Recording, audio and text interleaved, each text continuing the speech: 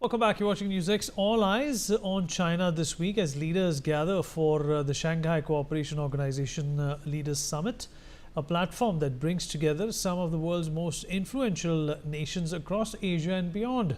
From security and trade to energy and technology, the SCO is seen as a counterweight to Western-led institutions.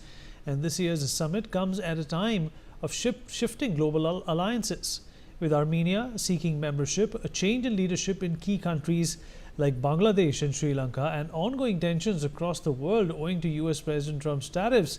The question is, how can the SCO emerge as a decisive bloc, or will internal divisions overshadow cooperation? That's exactly what we discussed with our guest. Joining us on the show is Mr. William Yang, China analyst, Mr. Paul Goncharov, financial analyst, who's joining us from Russia, and last but not the least, Mr. Ravindra Sachdev, international affairs expert, president of Image India, also with us on the program. Mr. Yang, I'll begin with you.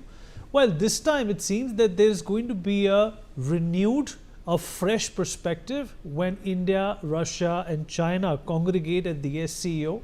We're also getting to know that Xi Jinping is going to, in fact, personally welcome both the leaders. What does this tell you? That there is a vigor in terms of these three countries cooperating and getting along in light of the tariffs that have been imposed by Trump?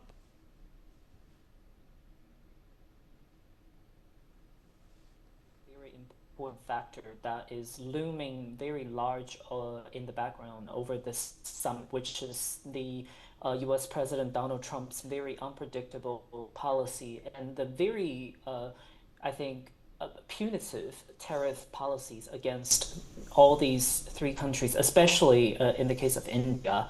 I think the US government's very harsh tariff policy has indeed pushed New Delhi into a mode of recalibrating its foreign policy agenda and approach. And that has, come on the backdrop of already New Delhi and Beijing trying to resolve the long-standing border dispute and setting the stage really for Beijing and New Delhi to try to seek a closer cooperation, or at least amend some of the ties that have been strained since 2020. So I think all eyes will definitely be on the interactions between Chinese President Xi Jinping and Indian Prime Minister Narendra Modi, but at the same time, how the lineup of these heavyweight giants all showing up in Tianjin, what does that say about the future of SCO as an organization, and also whether that would indeed add more momentum into for the organization to actually add more substance into its future, rather than staying or lingering on the more rhetorical, symbolic language and statements that we have seen over the years.